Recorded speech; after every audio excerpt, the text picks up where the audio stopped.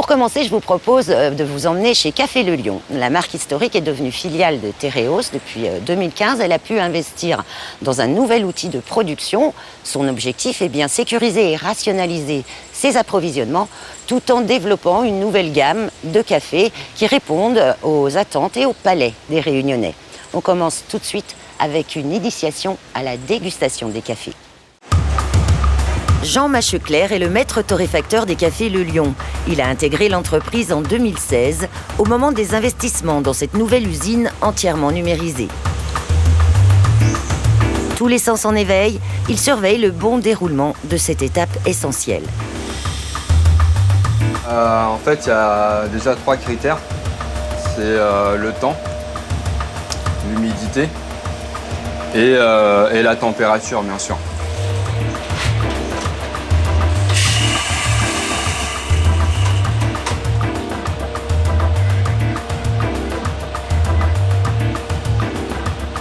Cette étape, ça s'appelle le cupping. Ce qu'on fait, c'est qu'on boit une petite partie de café pour pouvoir l'infuser et après le sentir. On va avoir une espèce de croûte qui va se former et après, on va casser cette croûte et c'est à ce moment-là où on va voir les effluves en fait, du café, les odeurs du café différentes. Et après, on va passer à l'étape de goûter.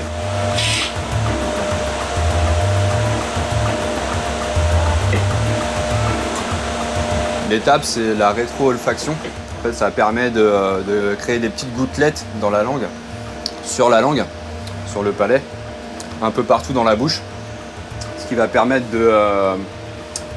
de libérer le goût du café et pareil de détecter les arômes, toutes les saveurs du café et aussi les défauts.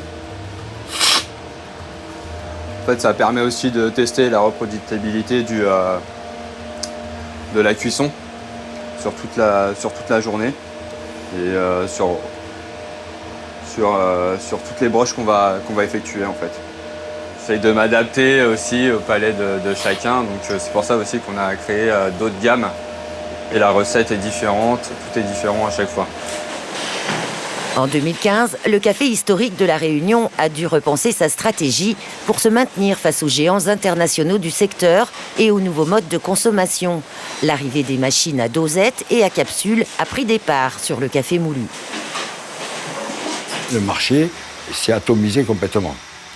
Donc nous venons, sur un marché historique où on pesait 30 points du marché. On est à la moitié aujourd'hui. Mais sur un marché qui a quand même doublé depuis 20 ans en termes de consommation, parce qu'on était à 1,5 kg, on est à 3,2 kg aujourd'hui.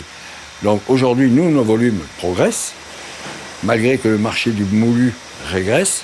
Par contre, il va y avoir un développement sur le marché du grain, puisque les gens regardent de plus en plus les origines, investissent dans des petites machines qui sont aujourd'hui très abordables, enfin relativement abordables, pour pouvoir faire éventuellement des cafés directement avec des petits percolateurs.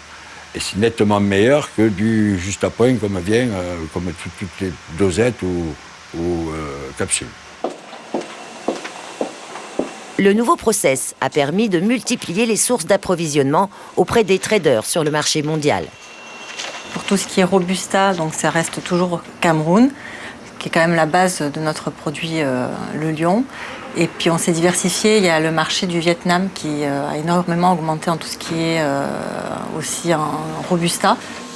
Le Cameroun a un côté un peu amer, le Vietnam lui est plus léger, un peu moins corsé, alors que le Cameroun lui est très corsé et très tonique.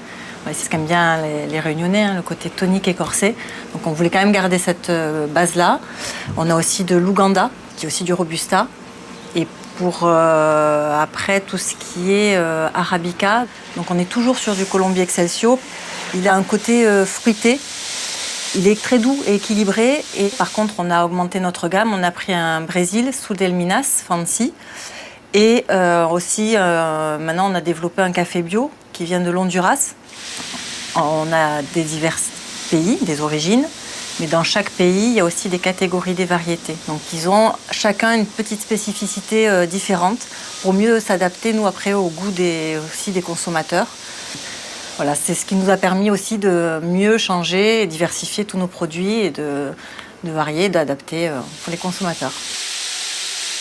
Et en augmentant sa capacité de stockage, l'entreprise a fait d'une pierre deux coups. Ça nous permet de sécuriser la qualité des produits, parce que quand ils arrivent en container Big Bag complet ou en Big Bag d'une tonne, le produit est plus sécurisé que quand on les recevait avec des gonis où il prend l'humidité, etc. Donc ça c'est hyper important et ça nous a permis de mieux négocier aussi, parce que le vrac, globalement au départ, coûte un petit peu moins cher que de la mise en sac individuel, puis remplir des containers également en individuel. Voilà. Donc on a essayé de boucler la boucle en amont pour avoir la qualité au moindre coût. La nouvelle installation nous a permis de pouvoir avoir un stockage un petit peu plus important. Et ça nous a permis de pouvoir faire tourner nos machines d'emballage un peu plus longtemps qu'on le faisait avant. On était obligé anciennement d'attendre qu'on ait des silos de disponibles pour pouvoir travailler. Aujourd'hui, on a la possibilité d'avoir des silos de disponibles 24 heures à l'avance pour pouvoir travailler nos produits. Nos machines tournent en permanence, sans arrêt, de 6h30 à 14h30 la journée. Donc ça nous permet aussi de faire différents produits et d'arriver à subvenir aux demandes et aux commandes de la clientèle. Pour se démarquer au milieu des nombreuses marques dans les rayons de grande surface, Café Le Lion a misé sur le category management. Category management, c'est un processus entre un industriel, c'est-à-dire Café Le Lion pour le coup, un industriel et un distributeur, donc nos partenaires, dans l'objectif effectivement de travailler une catégorie de produits qui représente pour nous en fait une unité commerciale, à proprement dit, et qui a pour objectif en fait d'améliorer les résultats commerciaux.